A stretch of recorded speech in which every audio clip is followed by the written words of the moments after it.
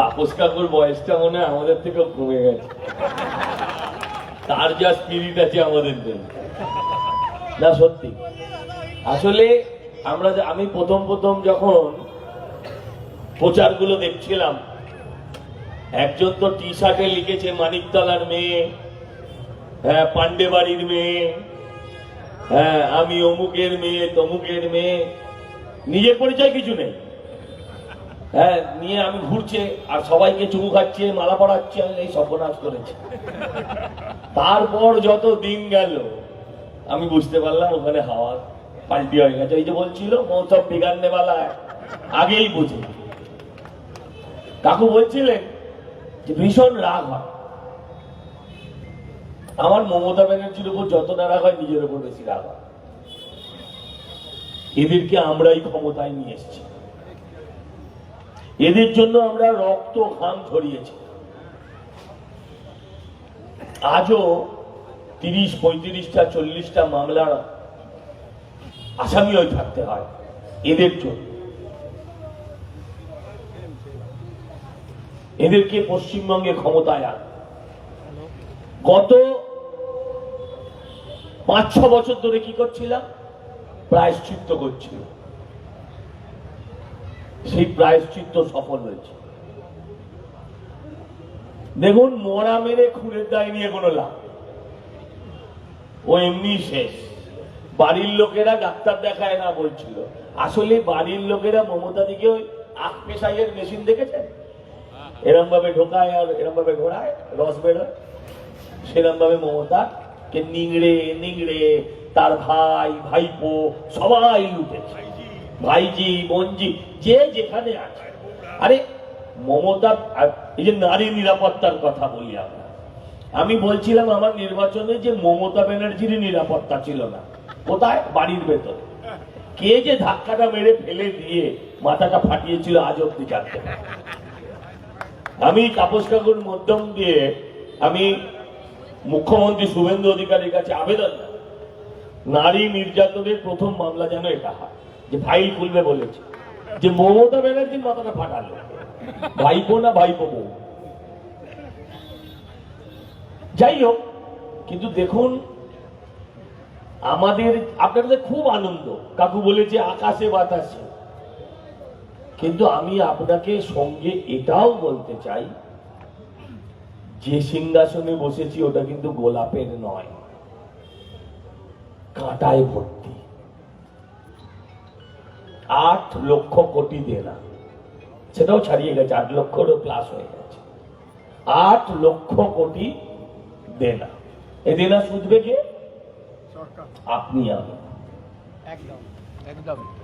47 সালে ভারতবর্ষ স্বাধীন হয়েছিল, হিসেবটা পরে করবে। 47 সালে ভারতবর্ষ স্বাধীন হয়েছিল, 2011 সালে মমতা ব্যানার্জি ক্ষমতা এসেছে। 47 টু 2011 অব্দি আমাদের দেনার পরিমাণ ছিল 2 লক্ষ কোটি টাকা। 2 লক্ষরও কম, 1 লক্ষ ওই 92 98 কিছু একটা। সেটা 15 বছর এগিয়ে দাঁড়িয়েছে 8 লক্ষেরও বেশি। অতএব আমাদের এখন উন্নয়নের দিকে নজর দিতে হবে সবাই। ওদের উন্নয়ন মানে কি? ওদের উন্নয়ন মানে ছিল ওদের ব্যক্তিগত উন্নয়ন।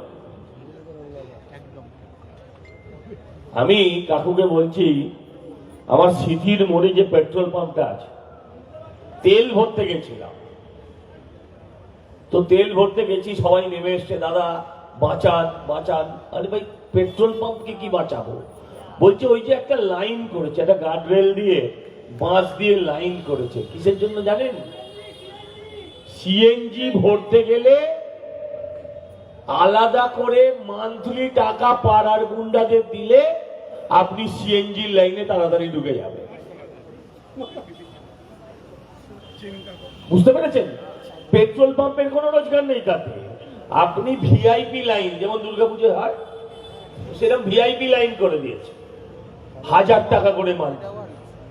সিএনজি নিতে আপনাকে অপেক্ষা করতে হবে। ওই নাম্বারগুলো পেট্রোল পাম্প অথরিটিকে দিয়ে দিয়েছে, তারা ওখান থেকে দিয়ে দেবে। মানে এরা খায়নি এমন কোনো জায়গা। আমি তো জানি এই সামনে বাবা ভূতনাথের মন্দির আছে, সামনে যে ভিখারিরা বসে ওদেরকে গিয়ে এবার জিজ্ঞাসা করুন, ওদের থেকে 25% 50% করে কাটবানি খেয়েছে তৃণমূলের নেতা। ওদের থেকে বড় ভিখারি এরা। আমি আপনাদের কাছে শুধু আবেদন করতে এসেছি যে এবার লক্ষ্যটা কিন্তু উন্নয়ন, এবার লক্ষ্যটা কিন্তু উন্নয়ন। আমাদের বাংলাটাকে এগিয়ে নিয়ে যেতে হবে। প্রত্যেকে যেমন আপনারা এই নির্বাচনে অংশগ্রহণ করেছিল, মাথায় রাখতে হবে যে এই উন্নয়নেও কিন্তু আপনাদের প্রত্যেকের সহযোগিতা চাই। 50টা বছর আমরা পিছিয়ে গেছি। কেন্দ্র আর রাজ্য লড়াই, কেন্দ্রের লড়াই, রাজ্যের লড়াই। কিন্তু এই প্রথম 50 বছর পর আপনার কাছে সুযোগ এসছে ডবল ইঞ্জিনের, যে কেন্দ্র রাজ্য পিএম অ্যান্ড সিএম যৌথভাবে রাজ্যটাকে এগিয়ে নিয়ে যেতে হবে। আমাদের প্রত্যেকের মিনিমাম দায়িত্ব আছে আমাদের পাড়ায়। আমি আপনাদের কাছে সেই আবেদন করব। এইসব জায়গাতে পার্কিং করে প্রচুর টাকা তোলে, সব বন্ধ করতে হবে। আপনাদের একটা খুশির খবর দিয়ে দিই, আজকে আমাদের মাননীয় মুখ্যমন্ত্রী ঘোষণা করে দিয়েছে 1 তারিখ থেকে অন্নপূর্ণা ভান্ডার 3000। যে কথা দিয়েছিল বিজেপি, আপনাদের কিচ্ছু করতে হবে না, তার জন্য অটোমেটিক চলে যাবে। শুধু আমি এই আবেদনটা করতে এসেছি, যেটা পূর্ণিমাদি বলছিলেন, এখানে আপনাদের এলাকায় একটা কাউন্সিলর আছে, কি করে মুখ দেখাবে পুরসভায় আমাদের সামনে? নিজের পার্টি অফিসের গায়ে তৃণমূলের জোড়া ফুল, পার্টি অফিসের ভেতরে পদ্ম ফুলের ব্যানার নিয়ে, ঝান্ডা নিয়ে, হ্যাঁ ওই আরে ওই গেরুয়া রঙে জুস পানীয় নিচ্ছে। লজ্জা থাকা উচিত তো একটা মিনিমাম। না না শোনো, জনগণ আওয়াজ তুলবে, অমুক দিদি সফেদ গাড়ি ওয়াপস দো। কোনো চাপ নেই, কোনো চাপ নেই। মাথায় শুধু একটা জিনিস নিন, যে অন্যায় ওরা করেছে আমরা যেন সেই ভুলটা না করি। আগের বারে ছিল পোস্ট পোল ভায়োলেন্স, এবারে কি হয়েছে? Post pole BJP. Post pole BJP. যখন আমি কাউন্টিং এ যাচ্ছিলাম, সবাই দেখেছে সারা বাংলা, আমি যখন কাউন্টিং এ যাচ্ছিলাম, কাউন্টিং শুরু হয়ে গেছে 8টা থেকে, আমাদের কর্মীরা 6টায় চলে গেছে, আমি একটু বেলা করেই যাচ্ছিলাম 10টার সময়। দেখলাম সব অটোগুলোর মধ্যে পথ করে জোড়া ফুল উঠছে।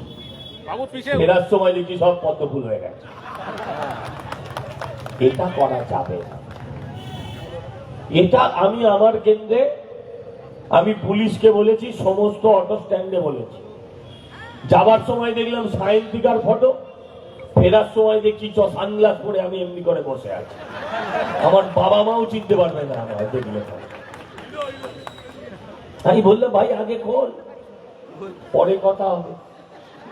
আমি আপনাদের কাছে আবেদন করছি, যেভাবে আপনারা পূর্ণিমাদিকে জিতিয়েছেন এবং পূর্ণিমাদিও যেভাবে লড়ে গেছে, সত্যিই তাকে আমি প্রণাম জানাচ্ছি, স্যালুট জানাচ্ছি।